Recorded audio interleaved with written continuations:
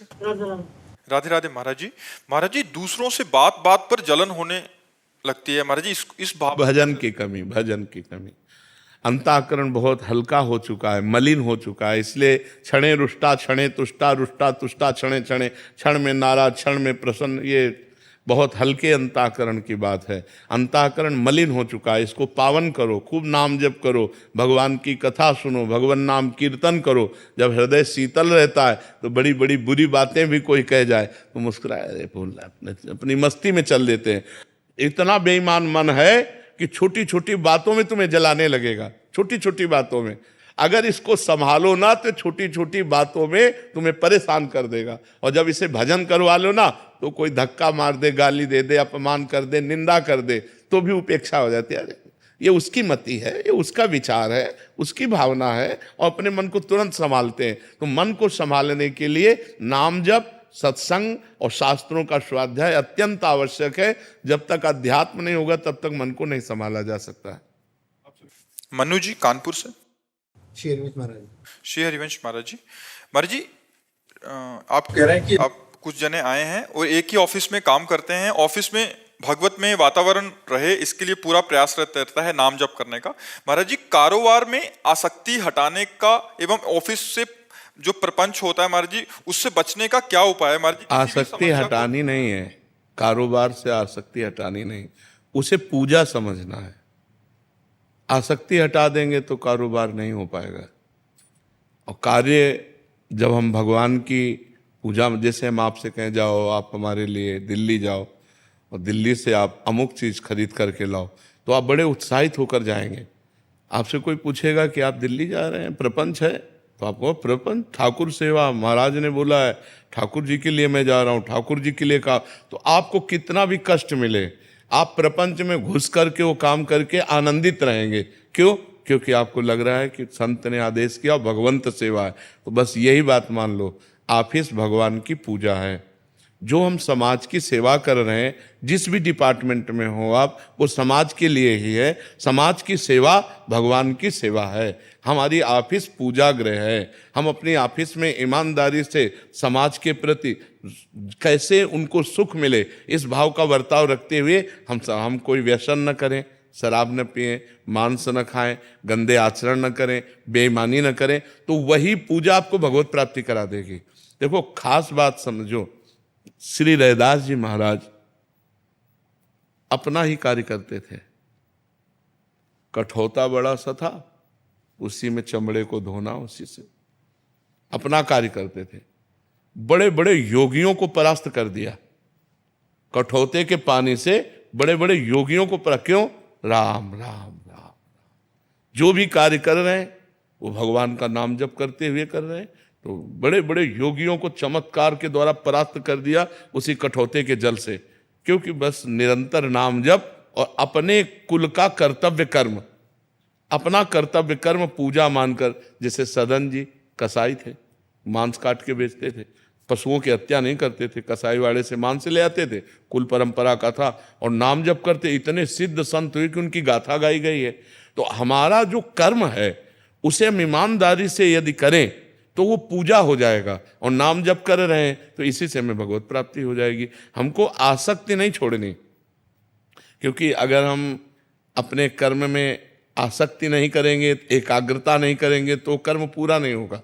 जब हमें आपसे मतलब नहीं तो कैसे पूरा हो जाएगा? हमें मतलब है, क्योंकि ये हमारी पूजा है। हम इसको बड़े मनोयोग से करेंगे, एकाग्रता से करेंगे, और उसका परिणाम चाहेंगे कि समाज को सुख मिले, और उसका परिणाम चाहेंगे कि भगवान प्रसन्न हो। यही हमारे जीवन का लक्ष्य है।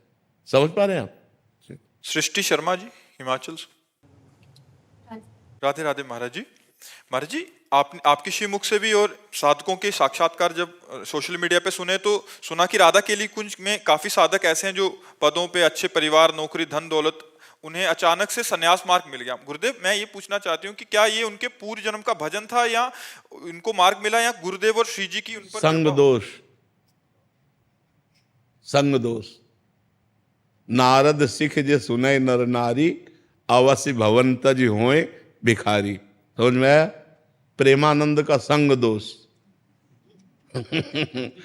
प्रेमानंद का संग दोष लग गया उनको, तो नौकरी पेशा सब छोड़ करके और वो बाबा जी बन गए। तो संग का रंग चढ़ता है, ये संग का प्रभाव होता है, संत संग का प्रभाव होता है। ये नए नए बच्चे एक थोड़ी हैं, हमें लगता है 1500 होंगे सफ़ेद और पीले सब लगा करके, और सब नौजवान हैं, 20-22 से लेके 40 के अंतर्गत ही सब है। सब अपने अपने सतमार्ग में लगे हुए हैं, सब अपने अपने कार्य में लगे हुए हैं, सत्संग सुनकर अपने अपने आचरणों को सुधारते हुए भगवान के मार्ग में लगे। ये संत समागम का प्रभाव होता है, साधु संग का प्रभाव होता है। जैसे बहुत से लोग हमारे दीक्षित नहीं हैं लेकिन वो अपने आचरण सुधार रहे हैं, शराब छोड़ दिए, मांस छोड़ दिए, गंदी बातें छोड़ दी, तो वो शिष्य बने या ना बने, लेकिन साधु समागम का प्रभाव उनका कल्याण कर रहा है, उनका मंगल कर रहा है। तो ये प्रभाव प्रारब्ध से नहीं होता, संत समागम प्रारब्ध से नहीं होता। जब द्रवहि दीन दयालु राघव तो साधु संगति पाइए। जब भगवान कृपा करते हैं, जब द्रवित होते हैं, तब संतों का संग मिलता है।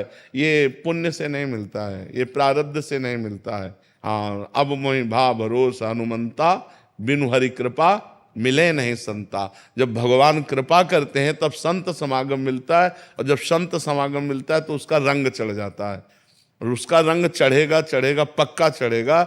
ऐसा कोई नहीं है कि रंग बरस रहा हो और वो अछूता चला जाए। जैसे काजर की कोठरी में कैसो भी सयान हो जाए, दाग लागी है पै लागी है पै लागी है, ऐसे ही साधु समागम में कितना भी नीच पुरुष चला जाए, उसका मंगल होगा, मंगल होगा, मंगल होगा, पक्का मंगल होगा। कुछ न कुछ उसका सुधार शुरू हो जाएगा। जिस दिन से साधु संगति मिलेगी उस दिन से उसकी मति गति परिवर्तित होनी शुरू हो जाएगी। जी। ज्योति शर्मा जी मेरठ से।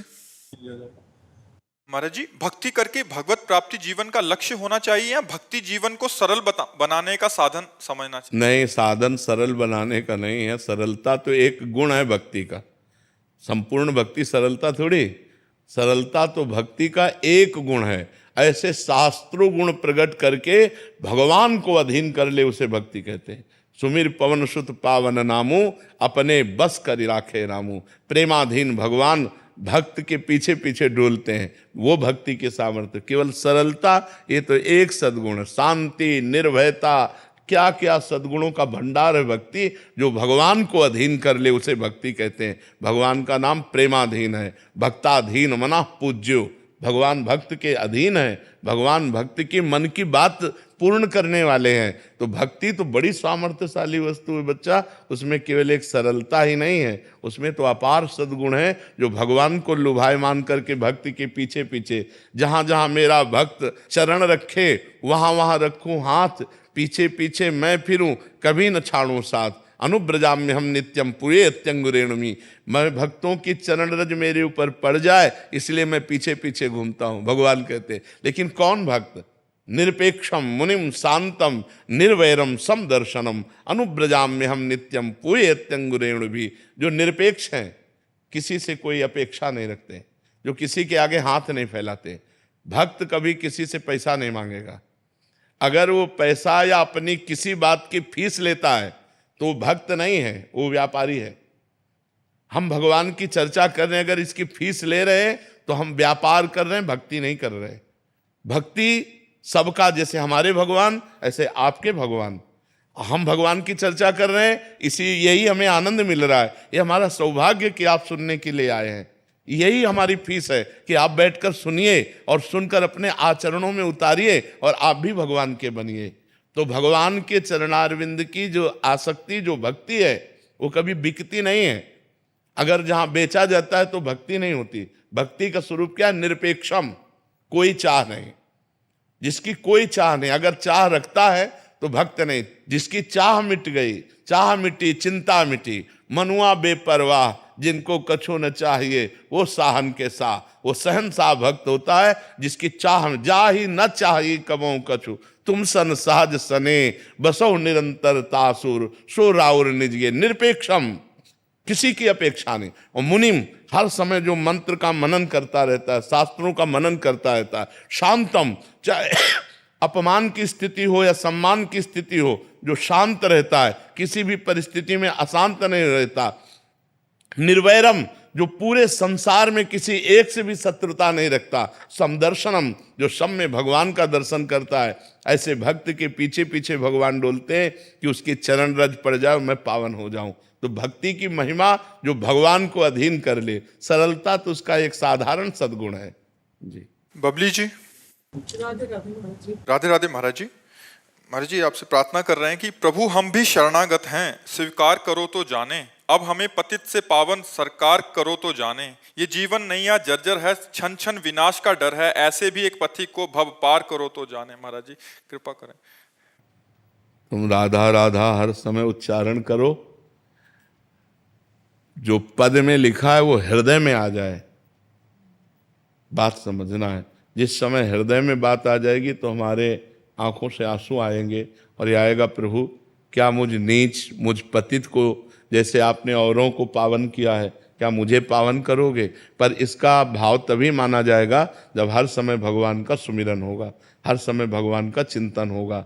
बहुत अच्छे भाव है, ये तो पद है, किसी का रचना है, किसी की लिखी हुई है, पर हम इस पद को तभी मानेंगे जब हर समय हमारे अंदर दैन्यता हो और भगवान का मधुर मधुर स्मरण हो। तो पक्का देखो, हम विषयों की तरफ जाएंगे तो हमारी दुर्गति होगी, खुली बात समझ लो। भगवान ने खुला छूट दे दी, और हम भगवान का भजन करेंगे, हमसे कुछ गलतियां हो रही तो क्षमा हो जाएगा और हमारी सदगति होगी। भगवान का भजन करने वाले की दुर्गति हो नहीं सकती, हम प्रार्थना करें या ना करें, खुली बात समझ लो। यदि हम गलत करेंगे और प्रार्थना करेंगे तो भगवान नहीं सुनेंगे, अगर हम सही चलेंगे तो प्रार्थना नहीं करेंगे तो भी भगवान हमारी जिम्मेवारी ले लेंगे। हमारी बात समझ लो, हम बहुत प्रार्थना भगवान से करें और मनमानी आचरण करें, कभी भगवान नहीं सुनेंगे हमारी प्रार्थना। हम बिल्कुल भगवान से प्रार्थना न करें और सही आचरण से चलें तो भगवान हमें प्यार देंगे, दुलार देंगे, अपने आप देंगे। हमारी बात समझ लो, अगर हम भगवान की आज्ञा का पालन नहीं करेंगे और हम खूब प्रार्थना करते रहें, वो कपटपूर्ण प्रार्थना होगी। असली प्रार्थना ये है कि जो हमारे शास्त्र कह रहे हैं, भगवान कह रहे हैं, हम गलत नहीं करेंगे, हम अपने शरीर से अपवित्र आचरण नहीं करेंगे, पाप आचरण नहीं करेंगे, किसी को दुख नहीं देंगे, किसी से छल कपट नहीं करेंगे। प्रार्थना करो ना करो, अपने आप भगवान की कृपा आपको प्राप्त होगी। और आप गलत करें, मनमानी आचरण करें और खूब भगवान के सामने प्रार्थना करें, तो इसे कहते हैं दंभ, दिखावा, इसे कहते हैं पाखंड, पाप का खंड, कि करता पाप है और भगवान क्या चोर डाकू लोग भी तो देवी के मंदिर में जाके घंटा चढ़ाते हैं, दूसरों का गला काटते हैं, दूसरों की जेब काटते हैं और उसे फिर देवी के चढ़ाते हैं, तो क्या देवी इससे प्रसन्न हो जाएंगी? अब बताओ, गलत आचरण करके आप गलत पैसा लेकर के आप भगवान को भोग लगाओ, भगवान भूखे बैठे हैं। बिल्कुल एक टुकड़ा का भोग मत लगाओ, लेकिन बुरे आचरण मत करो, भगवान प्रसन्न हो जाएंगे। गलत आचरण मत करो, भगवान प्रसन्न हो जाए। अब बेईमानी से करके लाखों करोड़ों कमाओ और उसमें आके भगवान को तुम भोग लगाओ, तो भगवान नहीं पाएंगे भोग। भगवान भूखे नहीं मरते, वो जगत को दान करने वाले हैं, विश्व का भरण पोषण करने वाले हैं। वो केवल तुम्हारे भाव देखते हैं, तो भाव तो पहले गलत करे आए हो, तुम बेईमानी के द्वारा रुपया कमा के लाए हो और उससे भगवान को भोग कभी नहीं चाहते। तो हम प्रार्थना भगवान से करें, लेकिन प्रार्थना के साथ ये भी ध्यान रखें कि हमारे आचरण सही होने चाहिए, हमारे द्वारा किसी का गलत व्यवहार नहीं होना चाहिए। और हम खूब नाम जप करें, तो प्रार्थना करो या न करो, भगवान आपका जिम्मेवारी अपने आप ले लेंगे। वो सब मम प्रिय सब मम उपजाए, सब भगवान के लाडिले हैं, सब भगवान की दृष्टि में है, सब भगवान के द्वारा ही प्रकट किए हुए, सबको देख रहे हैं भगवान। गलत आचरण करो, प्रार्थना करो तो नहीं सुनी जाएगी, सही आचरण करो, प्रार्थना ना करो तो भी आपकी जिम्मेवारी भगवान ले लेंगे। प्रद्युम्न जी भीलवाड़ा से, राधे राधे महाराज जी, आपके चरणों में कोटि कोटि प्रणाम। महाराज जी, रामचरितमानस में काक बसुंडी जी ने इस दोहे में कहा है कि ये रहस्य रघुनाथ कर वेगी न जान ही कोई, जो जाने ही रघुपति कृपा तो सपने मोह ना होई। महाराज जी, किस रहस्य की बात? भगवान के लीला चरित्र की रहस्य, भगवान के जो लीला चरित्रों का काकभूषण जी ने वर्णन किया कि एक बार भगवान पा रहे थे तो मैं उनका जूठन लेने के लिए दौड़ा, भगवान भगे। मुझे लगा भगवान मेरे से भयभीत हो रहे हैं, ये सर्वशक्तिमान भगवान है। फिर लौटकर हंस दिया, तो हम उनके मुख में चले गए। जब उनके मुख में गए तो उनके पेट में अनंत ब्रह्मांड देखा। अनंत ब्रह्मांड देखते देखते जब व्याकुल हुआ तो फिर हंस दिया, फिर मैं बाहर निकला, फिर बाहर निकला तो वही फिर बाल लीला। तो भगवान की इन लीलाओं के रहस्य को या रहस्य रघुनाथ कर वेग न जाने कोई, और जो जाने रघुपति कृपा तो सपने मोह न हो। भगवान अंदर भी बाहर भी अनंत ब्रह्मांडों में इतने सूक्ष्म हैं कि वो चींटी के भी हृदय में आराम से सोते हैं, और इतने महान हैं कि दिखरावा माते तिन अद्भुत रूप प्रचंड, रोम रोम प्रतिलागे कोटि कोटि ब्रह्मांड, ब्रह्मांड निकाया निर्मित माया, रोम रोम प्रतिवेद कह, या राष्ट्र रघुनाथ कर वेग न जाने को। वे इतने छोटे हैं, अणु अणियान महतो महियान, महान से भी महान और छोटे से भी छोटे, उनकी अनंत लीला है। या रहस्य रघुनाथ कर वेग न जाने कोई, और जो जाने रघुपति कृपा सपनों मोह न हो। उसे स्वप्न में भी अज्ञान स्पर्श नहीं कर सकता, मोह नहीं हो सकता, अंधकार अज्ञान नहीं छा सकता। समझ पा रहे हैं आप समझ पा रहे हैं? महाराज जी एक और है इनका, जो संपत्ति शिव राव नहीं दीन ही दिए दसनाथ, सोई संपदा भविष्य नहीं सकुची दीन ही रघुनाथ। रघुनाथ किस संपत्ति और संपदा की बात कर रहे हैं? जिस समय लंका का निर्माण भगवान ने पार्वती जी के लिए किया था, जब लक्ष्मी जी के यहाँ गई तो लक्ष्मी जी का वैभव देखा, जब ब्रह्माणी के यहाँ गई तो ब्रह्माणी का वैभव देखा, तो मानो उन्होंने कहा कि तुम तो बरगद के नीचे रहती हो, तुम्हारे पास क्या व्यवस्था है। भगवान ने लंका का निर्माण किया, स्वर्णिम लंका का। उस स्वर्णिम लंका को पार्वती जी ने देखा, पर कहा कि हमें जो आपके साथ वटवृक्ष के नीचे रहने में अच्छा लगता है। तो रावण ने भगवान शिव को प्रसन्न करने के लिए कई बार अपने सर काट करके उनके चरणों में अर्पित किए, तो भगवान ने उस स्वर्ण की लंका रावण को प्रदान कर दी।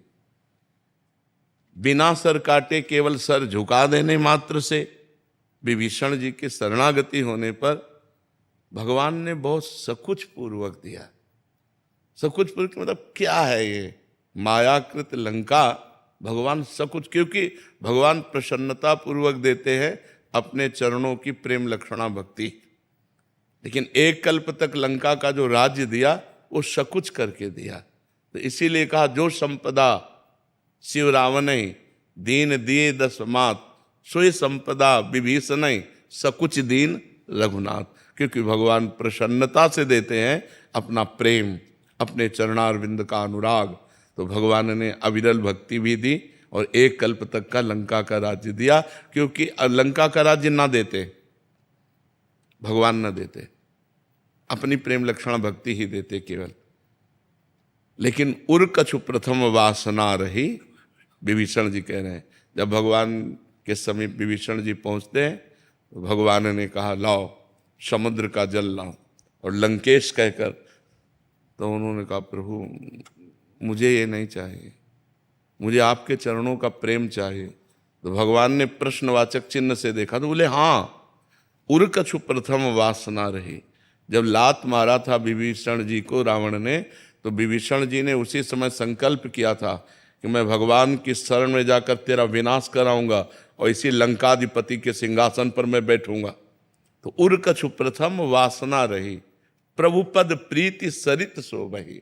अब आपके चरणों का दर्शन किया तो आपके चरणों की प्रेम सरिता में मेरी वासना बह गई। प्रभु भगवान ने कहा नहीं, जो प्रथम वासना रही पहले उसको लो, और जो अविरल भक्ति की बात है वो भी तुम्हें प्रदान करते हैं। तो बात समझ में आई आपके?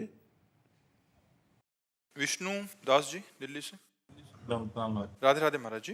महाराज जी, जैसे बताया जाता है कि भक्ति करने के लिए भक्तों के सानिध्य चाहिए, वैसे ही महाराज जी अगर त्रुटिवश हमसे भक्तों की निंदा का अपराध हो जाए तो उस अपराध को कैसे?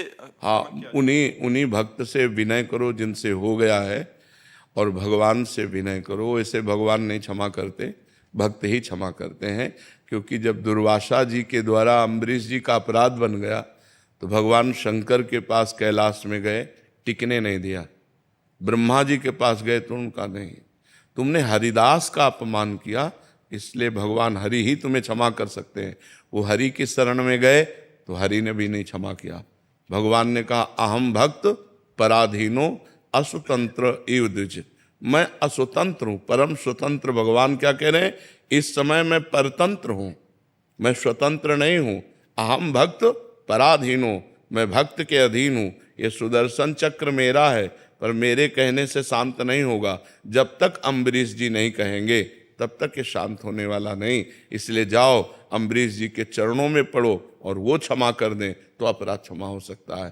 तो भक्तन निंदा अति बुरी, भूल करे जिन कोय, किए सुकृत बहु जन्म के, क्षण में डारे खोए। एक क्षण में बहुत जन्मों के पुण्य तपस्या साधना सबको भस्म कर देगा भक्त निंदा। इसलिए भक्त निंदा तो करना ही नहीं चाहिए। यदि भूल से किसी की भक्त निंदा बन गई तो उसी भक्त के चरण पकड़ो जिसकी निंदा हुई है, वही क्षमा कर दे तो निंदा का अपराध नहीं। ये सारे सुख चाट जाएगा। और साधु अवज्ञा तुरंत भवानी, कर कल्याण अखिल के हानि। अखिल कल्याण का नाश करके भारी विपत्ति में डाल देगा अगर भक्त निंदा हो गई। इसलिए भक्तन निंदा अति बुरी। वैसे तो किसी की भी निंदा नहीं करनी चाहिए, पर निंदा के केते आवत नहीं कछु हाथ, मूर्ख पर्वत पाप को ले चल अपने साथ। जो दूसरों की निंदा करते हैं उनका संत संभ श्रीपद अपवादा। जो भगवान शंकर की निंदा, भक्त की निंदा, हरि की निंदा, इनकी भारी दुर्गति होती है। इसलिए ये अपराध तो करना ही नहीं चाहिए। अगर भूल से हो गया है तो अगर वो भक्त जिंदा है तो उनके चरण पकड़ कर मनाओ। यदि जिंदा नहीं तो उनके लिए आसन डालो और उनकी छवि रखो और उनसे प्रार्थना करो कि मुझे क्षमा करो, वो क्षमा कर दें। और अगर सामने जाने की हिम्मत ना हो तो नहीं जाना चाहिए। सामने नहीं जाओगे तो नरक जाने की हिम्मत बना लो। अगर सामने जाने की हिम्मत नहीं तो नरक जाओ। वो गाली दे, मारेंगे, क्षमा कर देंगे।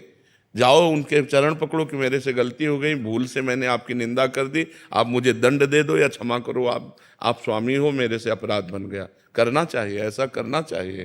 क्षमा करने से अगर हमारा जीवन बच जाता है तो बहुत उत्तम बात। नहीं पक्का समझो, भक्त निंदा जब दुर्वासा जैसे महातपस्वी नहीं झेल पाए तो और कौन झेल पाएगा। किसी की सामर्थ्य नहीं। भक्त निंदा समय पर तुम्हारा पतन कर देगी।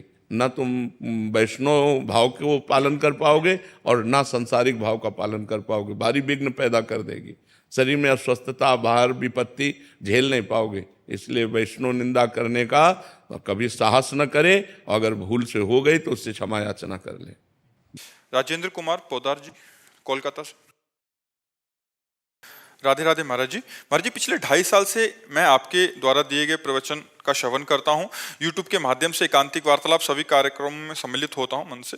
निरंतर नाम जब भी अधिक से अधिक करने का प्रयास कर रहा हूँ। पिछले कुछ दिनों से मन महाराज जी भयभीत सा है, क्योंकि श्री सेवक वाणी के 9वें प्रकरण श्री हित अकृपा जब प्रकरण पढ़ा तो महाराज जी उसमें महसूस हुआ कि मतलब जो लक्षण इसमें वर्णन किए हैं वो सारे के सारे मेरे अंदर हैं महाराज जी। अब लगने लगा है कि अहंकारी हूँ, दम्भी हूँ। पहले लगता था कि आनंद रस की वृद्धि हो रही है, अब हृदय पवित्र हो रहा है। सही पूछो तो अब हृदय पवित्र हो रहा है। जब अपने में दोष दर्शन होने लगे तो भगवान की विशेष कृपा समझनी चाहिए। और इसी दोष दर्शन को लेकर हम भगवान से आर्त भाव पुकारते हैं कि प्रभु क्या मुझ जैसे नीच अहंकारी का भी आपके चरणों में आश्रय हो जाएगा। जब तक अपने को लगता है कि मैं भगवान के प्राप्त करने का अधिकारी हूँ तब तक वो अहंकारी है, वो भगवान की प्राप्त करने का अधिकारी नहीं है। और जब ये लगने लगता है कि मुझ जैसा नीच, मुझ जैसा अहंकारी क्या भगवान को प्राप्त करने लायक है, कदापि नहीं, तो भगवान को प्राप्त करने लायक बन जाता है। जैसे एक प्रसंग हम सुनाते हैं महाप्रभु चैतन्य देव का। जब महाप्रभु चैतन्य देव का यश प्रकट हुआ तो एक फलाहार रहते थे, पूरे भारत की नदियों का भ्रमण किए हुए थे। तो उनको लगा कि जब महाप्रभु चैतन्य देव के पास जाऊंगा तो मैं फलाहार करता हूँ, मैं पवित्र तीर्थों का भ्रमण किए हूँ, तो मुझे दौड़कर आलिंगन करेंगे। लेकिन उल्टा हुआ। जब महाप्रभु का कीर्तन चल रहा था और वो पहुँचे तो महाप्रभु ने कीर्तन बंद कर दिया और कहा कौन ऐसा आ गया शुष्क पुरुष जिससे हमारा भाव शुष्क हो रहा है। तो वही संत जी आए थे, बोले निकालो इनको, हटाओ यहाँ से। जब उनको निकाल दिया तब वो एकांत में जाकर रोने लगे, प्रभु आपका अवतार दीन और पतितों को पावन करने के लिए है। मुझ जैसे दीन और पतित को प्रभु अगर आप त्याग देंगे तो मैं कहाँ जाऊँगा। बस महाप्रभु दौड़े और उनको गले लगा लिया। बात समझे? जब अहंकार था कि मैं फलाहारी और तीर्थयाटन करने वाला हूं, तो तिरस्कार करके उस अहंकार को दूर किया, क्योंकि महापुरुष के पास जाने से जीव का कल्याण निश्चित होना चाहिए। और जब उनको ये आया कि मैं पतित, मैं नीच, मैं अधम, तो महाप्रभु ने गले से लगा लिया। तो ऐसे ही हमारे अंदर जब ये वास्तविक बात आता है, वास्तविक हम देखते हैं कि ओहो मेरे अंदर तो अहंकार है, मेरे अंदर तो ये दोष है, तो हम भगवान की विशेष कृपा के पात्र बन जाते हैं, क्योंकि हमारे अंदर ये दैन्यता आ जाती है कि मैं किसी योग्य नहीं हूँ। और जिसको ये अहंकार आ जाता है मैं योग्य हूँ, वो वास्तविक भगवान के योग्य नहीं। और जिसको ये आ जाता है मैं पतित हूँ, मैं नीच हूँ, तो बात फिर बन जाती है। तो अब सही पूछो तो आपके भजन की बात बन रही है, यही आपको रुलाएगी, यही बात आपको रुलाएगी। आपको एकांत में बैठकर भगवान के सामने रोना आएगा कि प्रभु क्या मुझ जैसे अहंकारी को भी आपके चरणों में शरण मिल सकेगी? प्रभु क्या मुझ जैसे पतित दीनहीन को भी आप कृपा करेंगे? प्रभु आप स्वीकार। अब आ गई भक्ति का रंग आ गया। तो ये सही है, गलत नहीं है, ये आपके ऊपर भगवान की कृपा है। आप अपने साधन भजन को और बढ़ाइए। यही जब और आ जाती है ना, तो रोना शुरू हो जाता है। कभी कभी क्या प्रतिकूलताएं होती है ना, तो मैं फिर प्रवचन निकाल के सुनने लग जाता हूँ, या फिर जोर जोर से नाम लेने लग जाता हूँ। तो क्या घर में लोग बोलते हैं कि तुम पागल हो गया क्या? जो हाँ नहीं, घर वालों की तो बात डाले दो। ये बहुत अच्छी दवा है जो आप कर रहे हो, बहुत अच्छे चल रहे हो आप, कोई त्रुटि नहीं है साधना में, बिल्कुल करेक्ट आप चल रहे हो। आप ऐसे चलते रहिए। और लोग घर के या बाहर के पागल कहें या बुद्धिमान कहें, उससे हमें क्या फर्क पड़ता है। नितिन शर्मा जी मेरठ से। राधे राधे। राधे राधे महाराज जी। महाराज जी, श्री जी हमारे साथ जो भी घट रहा है, अच्छा या बुरा, कैसे अंदाजा लगाया जाए कि हमारा कोई पूर्व का कर्म भुगता रहा है? अंदाजा नहीं, वो पूर्व का कर्म है ही, अंदाजा नहीं, वो पूर्व का कर्म है ही। हमारे द्वारा जो दो प्रकार के कर्म होते हैं, शुभ और अशुभ, उन्हीं से मिश्रित ये पूरा जीवन बनता है, जन्म से लेकर मृत्यु तक। जो हमें दुख सुख मिलेंगे वो पूर्व के द्वारा मिलेंगे। अब नए कर्म जो हम कर रहे हैं वो अलग है, उसमें हमारा चिंतन पहले बनता है। देखो, जैसे नए कर्म का होता है तो पहले ध्यायतो विषयान पुंसान संगास्ते सुपजायते संगात संजायते कामा। हम पहले किसी विषय का चिंतन करते हैं। अब किसी भोग के विषय का पहले हमने चिंतन किया, फिर उसका संकल्प बनाया, फिर उसकी क्रिया की, ये नया कर्म हो गया। अब अचानक आप जा रहे हैं, किसी की ठोकर लगी, वो 4 थप्पड़ आपके मार दिए, गाली गलौज हुआ, इसमें आपका, जिसमें आपका दिमाग नहीं लगा और घटना घट गई, ये पूर्व कर्म का हुआ। और जिसमें आपने दिमाग लगा के किया, वो नया कर्म हो गया। समझ पा रहे हैं आप? अब उस नए कर्म का, जैसे अच्छा कर्म है तो आगे अच्छा परिणाम आएगा। अभी आप अच्छा कर्म कर रहे हैं लेकिन आपकी दुखद परिस्थिति चल रही है, तो आपका पूर्व कर्म जो पाप का है वो अभी लागू चल रहा है। अभी जो कर्म अच्छा कर रहे हैं ये आगे लागू होगा जा करके। समझ पा रहे हैं आप? देखो, यहाँ भी कोई भी केस है 10-5 दिन में फाइनल नहीं हो जाता, वर्षों चलते हैं, मुकदमा नहीं चलते वर्षों। तो हमारी बहुत बड़ी सरकार भगवान की अनंत ब्रह्मांडों का हिसाब है, तो हमारा केस जब खुलेगा तो उसमें राई पाई कमी नहीं होगी, उसको भोगना पड़ेगा पक्का, अवश्य में भोक्तव्यम, लेकिन खुलने में समय लगता है। अब पता नहीं 100 जन्म वाला केस खुला हो, 100 जन्म। भीष्म पितामह जी कह रहे हैं मैं इतने जन्म देख रहा हूं, ऐसा कोई पाप नहीं किया, सर सैया पे, मैं बाणों की सैया पे, प्रभु ये किस जन्म का फल है? तो उनका 100 जन्म के आगे देखो, आप एक राजा थे और आपने एक सांप को उठा करके धनुष की नोक से कांटों वाले पेड़ में डाल दिया, वो बबूल के कांटों में ऐसे छेदा, कई दिन में मरा, तो ऐसे तुम्हें बाणों की सैया मिली। तो हमारा किस जन्म का हिसाब चल रहा है? बहुत जन्म हो गए, अनंत जन्म हो गए। तो इसलिए आए हुए भोग को भगवान नाम जप करते हुए भोग के निपटा लो, और नाम जप करो, अच्छे आचरण करो, जिससे हमारा अगला जीवन जो हो, आगे का जो जीवन हो, हमारा जो भविष्य हो, वो बड़ा मंगलमय हो। समझ पा रहे आप? दिग्विजय सिंह जी सीतापुर से। में महाराज जी राधे राधे। महाराज जी, महाराज जी मन अशांत रहता है, बार बार भोगों की तरफ ही ले जाता है, और अब भोगों की तरफ उसकी हिम्मत भी नहीं कि चल पाए, क्योंकि हर समय आप खड़े रहते हैं जब राधा नाम लेता हूँ। महाराज जी, नाम और भोग दोनों के बीच में पिसने के कारण कभी नाम छूटता है, फिर कभी भोग में मन लगता है। महाराज जी ऐसे ये प्रारंभ में ऐसी दशा रहती है, हर साधक की रहती है, क्योंकि पूर्व जन्मों का हमारा जो भोगाकर्षण है, जो भोग संयोग है, वो हमको खींचता है।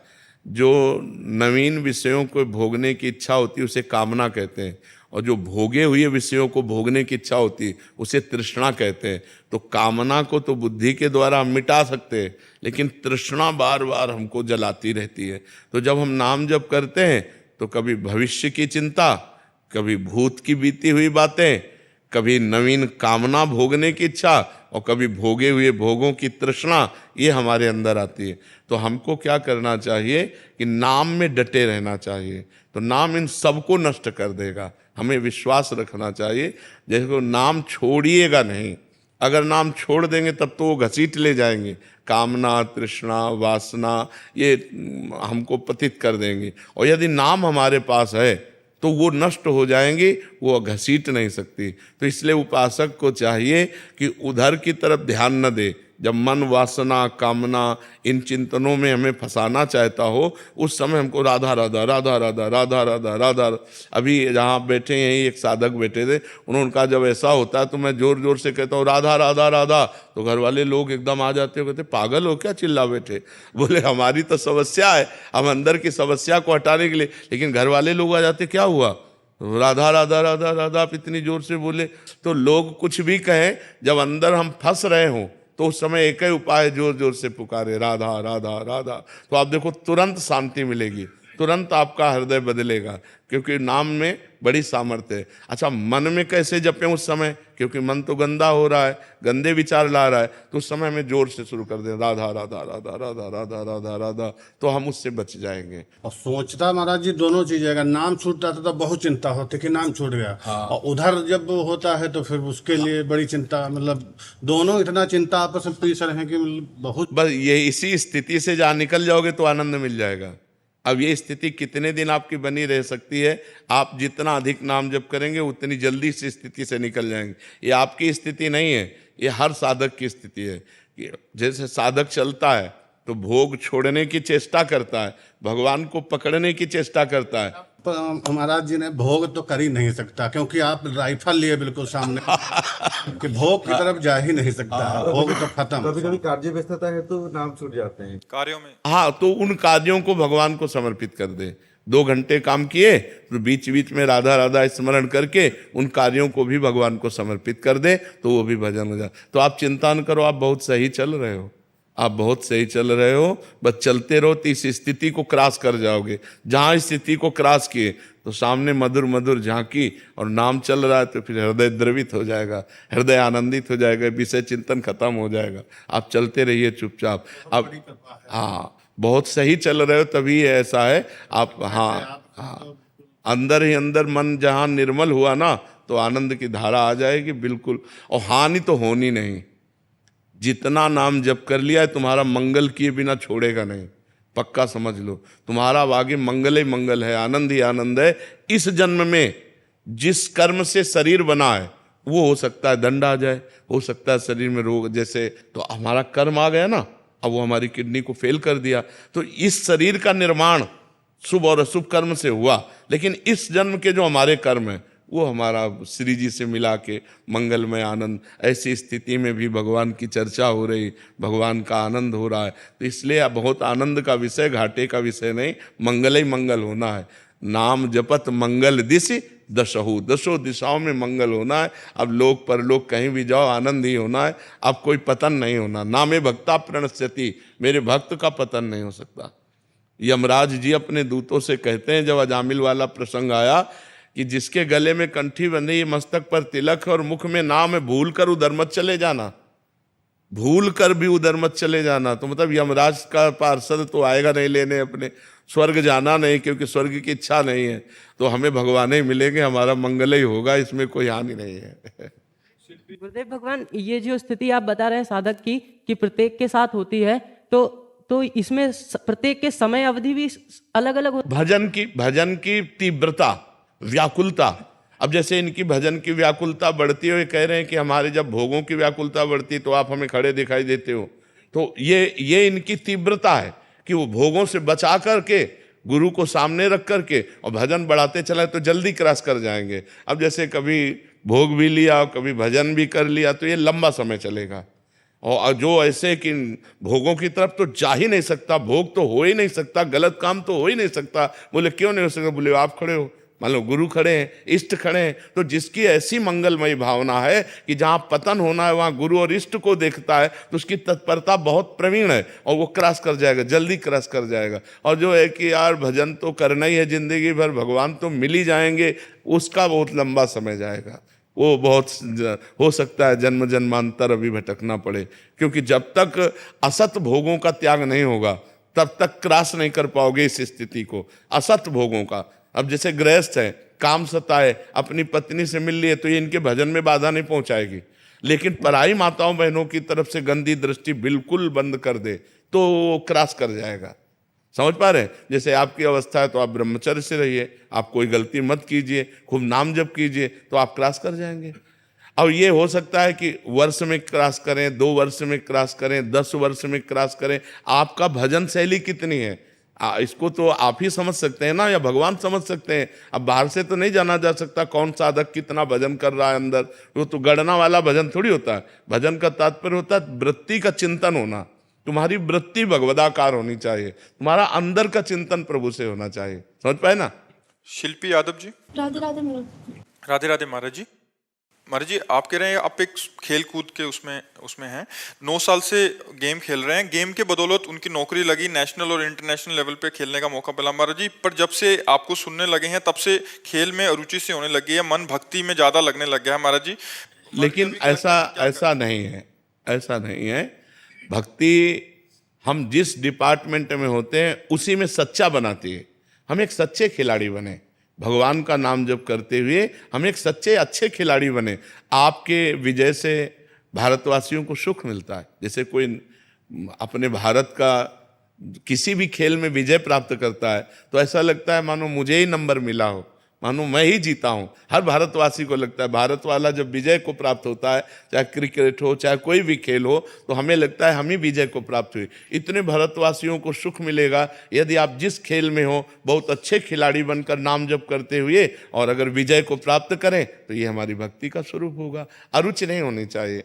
अगर हमारी अरुचि हो जाएगी तो फिर भक्ति का मतलब मार्ग सही नहीं बैठेगा। क्यों? अब जो जिस पद पे उसको अरुचि हो जाए, जो जिस काम में उसको अरुचि हो जाए तो सब काम ही बंद हो जाएंगे। नहीं, भक्ति सही मार्ग पर कदम बढ़ाने की प्रेरणा देती है। जैसे कोई पदाधिकारी है तो निर्दोष को छोड़ देना, दोषी को दंड देना और परफेक्ट बिल्कुल घूस ना लेना, खूब नाम जप करना, धर्म से चलना, ये भक्ति सिखाती है। नहीं तो चक्रवर्ती सम्राट अम्बरीश जी कैसे भजन करते, महाज्ञानी जनक जी कैसे भजन करते, विभीषण जी कैसे भजन करते, ये सब बड़े बड़े चक्रवर्ती राजा हुए, राजा होते हुए भी भजन कर रहे हैं और अपने राजपद का संचालन कर रहे हैं। तो हमें लगता है बच्चा अपनी रुचि को खेल में रखिए और नाम जप कीजिए, सत्संग सुनिए और जिस खेल में हो उस खेल का अभ्यास रोज कीजिए, जिससे आपका अवसर आने पर विजय प्राप्त हो। महाराज जी, भक्ति के साथ खेल खेलने पे हमें क्या लाभ मिलेगा? मतलब जो भक्ति करते हुए, हाँ, तो भक्ति से भगवान की प्राप्ति होगी, खेल करने से जगत के भोग और यश और सम्मान प्राप्त होगा। जो जागतिक उन्नति है वो भी होगी। ई परलोक सकल सुख पावत मेरी सो भैया कृष्ण गुण संचु। इस लोक में भी सुखी रहोगे और परलोक में भी भगवत प्राप्ति और आनंद मिलेगा। कभी द्वंदात्मक स्थितियां आ जाती हैं कि मतलब खेल में हार मिल गई तो उसमें हाँ, कोई बात नहीं, यही भक्ति सिखाती है। सुख दुखे समय कृत्वा लाभा लाभो जया जय। यदि हम हार गए हैं तो हमारे अभ्यास में कमी है, उससे सामने वाले ने अभ्यास श्रेष्ठ किया है, अगली बार हम अभ्यास श्रेष्ठ करेंगे, उसको पछाड़ेंगे। हम उदास होकर निराश होकर नहीं बैठ जाएंगे, हम अपने अभ्यास को और बढ़ाएंगे और अभ्यास बढ़ाकर सामने वाले को पछाड़। बल भी भक्ति से मिलेगा, नाम जप से, हाँ, नाम जप से मिलेगा, भक्ति से मिलेगा। सुदेश पांडे जी। राधे राधे महाराज जी।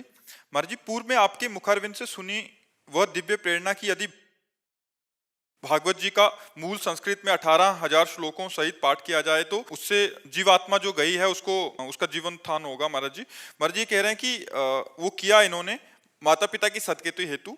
महाराज जी अब कह रहे हैं कि इनकी प्रार्थना है कि क्या इस यज्ञ के उपरांत मुझे अपने माता पिता को वैदिक विधि से पितृपक्ष आदि में तर्पण अर्पित करने की आवश्यकता है, या भागवत जी का महाप्रयाण कर लिया तो पूर्ण? वैसे उनका काम तो हो गया, विश्वास से कीजिए, पर भगवान को माता पिता मानकर जब पितृपक्ष आवे तो श्राद्ध और तर्पण करना ही चाहिए। गृहस्थ को श्राद्ध और तर्पण आदि करना चाहिए, क्योंकि भगवान ही तुम्हें वो माता च पिता तुम्हें वो बंधुश्च सखा तुम्हें, तो एक पुण्य कार्य होता है, वो कोई अमंगल कार्य तो है नहीं, तो मुझे करना ही चाहिए। वो जब भगवत स्वरूप जहाँ भी होंगे उनका मंगल और भी होगा। और नहीं मंगल की बात रही तो हमारे भगवान माता पिता हैं, हम उनके लिए पितृ तर्पण कर रहे हैं। जैसे बड़े बड़े भीष्म आदि महापुरुषों ने ये सब कार्यक्रम किए हैं, तो भगवान भी स्वयं श्राद्ध तर्पण आदि किए अपने माता पिता परिवार पूर्वजों के लिए। तो हमारे जो पितर हैं, बहुत से पितर है ना, हम कुल परंपरागत पितर हैं, उन सबके लिए तर्पण करना चाहिए, उन सबको श्राद्ध देना चाहिए। ये एक पुण्य कर्म है, इसको छोड़ना नहीं चाहिए। हाँ, संन्यास ले तो छोड़ देना चाहिए, लेकिन गृहस्थ में है तो जरूर करना चाहिए। जब श्राद्ध पक्ष आवे तो जरूर करना चाहिए। अमन जी, जिंद हरियाणा से। राधे राधे महाराज जी। गुरुजी, ये मन सभी के सामने तो इंद्रियों पर संयम का दिखावा करता है, परंतु एकांत में ठीक इससे उल्टा हो जाता है महाराज जी। इससे हाँ, वैसे कहा भी गया है, जिस साधक का एकांत पवित्र वही साधक है। नेत्रों के सामने, समाज के सामने सब होश में रहते हैं, लेकिन सही होश उसका माना जाता है जो एकांत में होश में रहता है। एकांत में जब मन चंचल हो तभी हम साधन का बल प्रयोग करें, जो भजन बल है, उसी समय तो नाम जप करें। हम एकांत में खाली न रहें, जब तक नींद ना जाए तब तक हमें खाली नहीं रहना। कोई ग्रंथ रख लें जिसका हम अवलोकन करें, संख्या रख लें जो नाम जप करें, या सत्संग रख लें, सत्संग सुने। हम खाली बैठेंगे तो हमारा मन तुरंत एकांत में हावी हो जाएगा और कोई न कोई हमसे पाप कर्म करवा बैठेगा या पाप चिंतन करवा बैठेगा।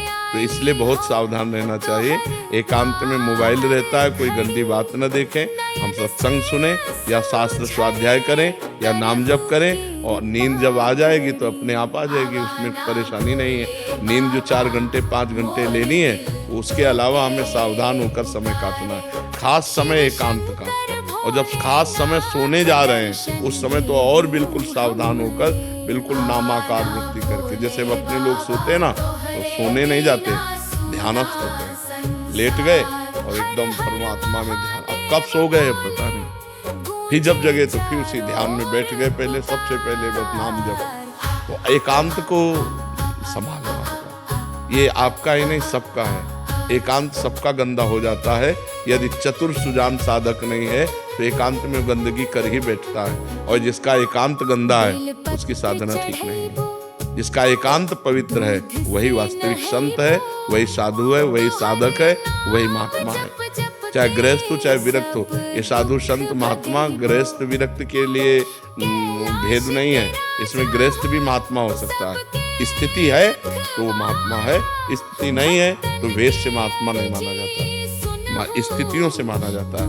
तो हमें लगता है कि हमें एकांत में ज़्यादा सावधान रहना चाहिए, क्योंकि एकांत पाकर मन कच्चे साधकों का, सच्चे साधकों का तो एकांत पाते ही वो तो एकदम डूबेगा भगवान में। एकांत पाते ही तो बिल्कुल मन ऐसे उल्लसित होकर भगवान में डूबेगा कि एक मतलब इतना एकांत प्रिय हो जाता है कि घड़ी का सेल का जो आवाज़ आती है ना, टक टक, मान लो कमरा शांत है तो अभी आपको घड़ी की आवाज़ सुनाई देगी, टक टक टक।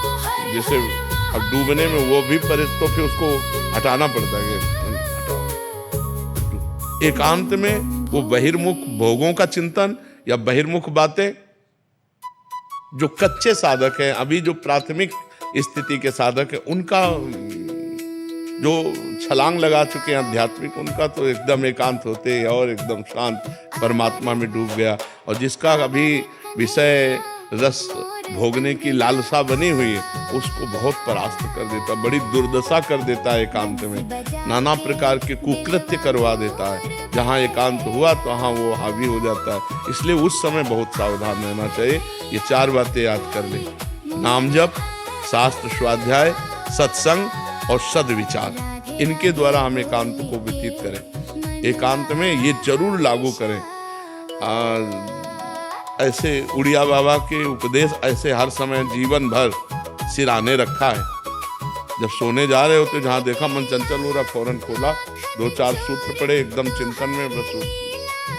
जैसे कोई बंदूक रख के पढ़ता है ना, ऐसे आसपास सब माला, झोली और ग्रंथ आसपास बिल्कुल सिरहाने, जरा सा मन भटका तुरंत ग्रंथ खोला, तुरंत जरा सा मन भटका माला उठाया बैठ गए। उसको रोकना है, अगर उसको रोक लिया, एकांत पवित्र हो गया तो बढ़िया पवित्र हो गया जीवन। रानी अग्रवाल जी, लखनऊ। राधे राधे। राधे राधे महाराज जी। महाराज जी, मेरा प्रश्न है कि जब हम भोजन प्रसादी पाते हैं तो लास्ट कवल लेते हैं, उसमें पता लग जाता है कि हमारा पेट भर गया है। इसी से जब हमारे जीवन का अंतिम समय आ जाता है तो क्या कुछ घंटे, 2 दिन या 15 दिन पहले हमें संकेत? ये पुण्यात्मा महात्माओं का, ये कोई भोजन नहीं है। भोजन की प्रक्रिया से मृत्यु की प्रक्रिया को नहीं जोड़ा जा सकता। अंतिम समय उनको पता चलता है जो महात्मा होते हैं, निरंतर भजन करते रहते हैं, उनको संकेत हो जाता है कि अब हमारा आज शरीर पूरा हो जाएगा। जिसे पूज्यपाद उड़िया बाबा जी महाराज, वो सुबह सुबह उठे और कहा भाई आज यहाँ स्मशान होगा।